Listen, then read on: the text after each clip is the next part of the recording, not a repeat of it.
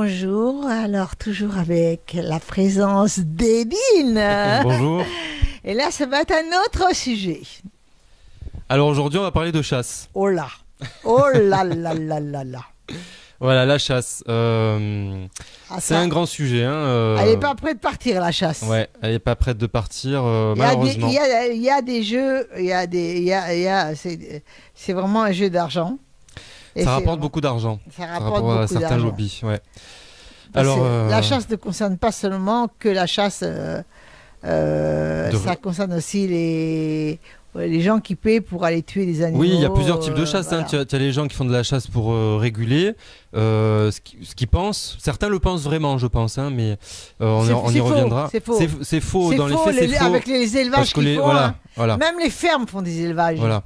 Mais et après tu as la chasse, ce qu'on appelle la chasse en enclos. Donc c'est-à-dire que là c'est vraiment, ils peuvent pas dire que c'est pour réguler. C'est un enclos où il y a relâche des animaux qui ont été achetés en élevage justement, et l'animal n'a aucun échappatoire. Il peut pas se défendre. Voilà, donc il il peut va pas se mourir. défendre.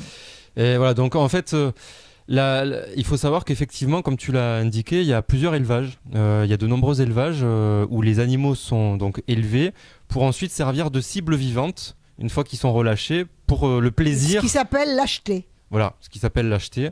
Et d'ailleurs, nous, il faut savoir qu'à Montpellier, alors la mandature précédente avait signé des conventions d'autorisation de chasse avec des sociétés de chasse sur certains terrains.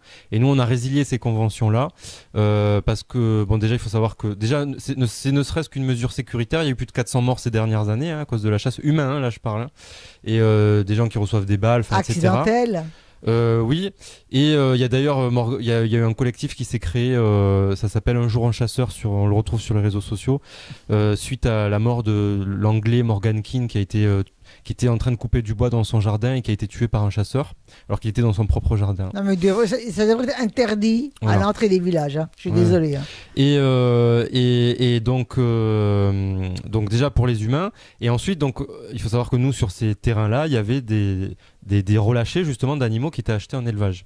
Donc ça c'est une chose. Moi d'ailleurs j'ai fait un article qui est disponible sur Savoir Animal, ça s'appelle L'envers de la chasse, justement pour voir l'envers et un peu tout Et le on système le trouve cet article. sur en ligne sur internet sur le magazine Savoir Animal. Ça Voilà. parle, voilà. Et après on nous parle alors c'est vrai que les sangliers, il y en a beaucoup, ça il faut pas le cacher, il y en a beaucoup. On va pas se mentir, mais pourquoi il y en a beaucoup ? En fait, il y en a beaucoup parce que il faut savoir que dans les années 60-70, il y avait plus suffisamment de sangliers dans les forêts parce qu'ils avaient été trop chassés. Et donc le lobby de la chasse a orchestré tout un système pour faire un mélange, créer un hybride qui soit donc un mélange de sanglier et de cochon. Parce que le cochon se reproduit beaucoup plus que le sanglier. Et donc, en fait, ils ont fait cet hybride qui s'appelle le cochon-glier, ils l'ont massivement relâché. Et c'est la raison pour laquelle aujourd'hui, on a beaucoup de sangliers, en fait. En fait, c'est beaucoup de cochons-gliers qu'on a. On dit sanglier, mais c'est surtout des cochons-gliers. Et en plus de ça, donc, ils se reproduisent plus, mais en plus de ça, ils les nourrissent. Ils vont leur donner des grains, c'est ce qu'on appelle l'agrainage. Ils vont les abreuver.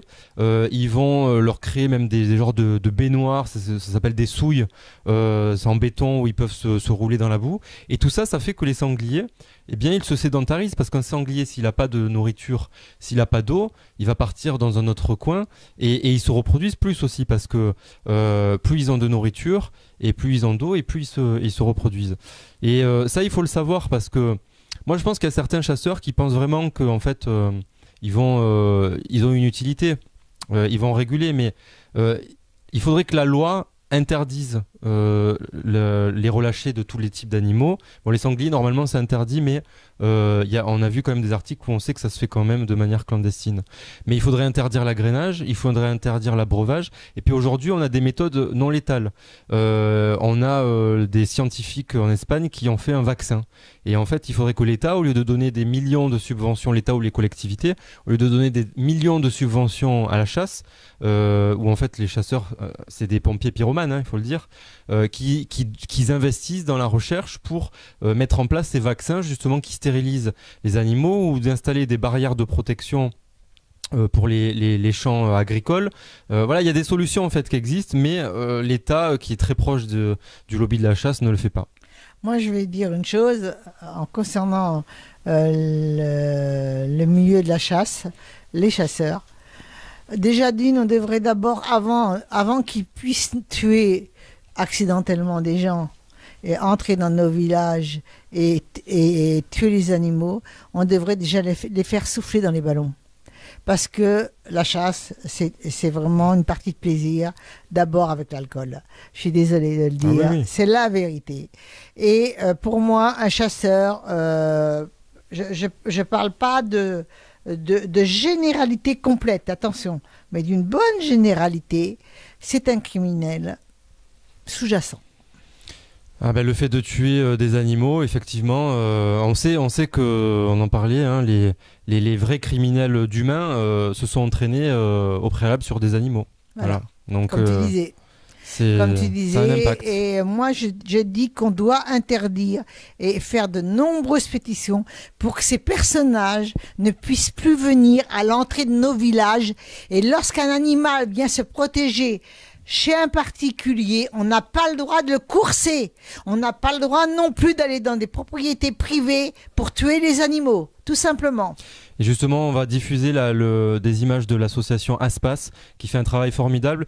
Ils s'investissent sur ce sujet pour lutter contre la chasse et ils rachètent carrément des forêts entières où ils laissent les animaux vivre paisiblement. Et c'est important. Sanctuaire. Voilà, des Sanctuaire. sanctuaires voilà, naturels et donc ils ont aussi besoin d'argent.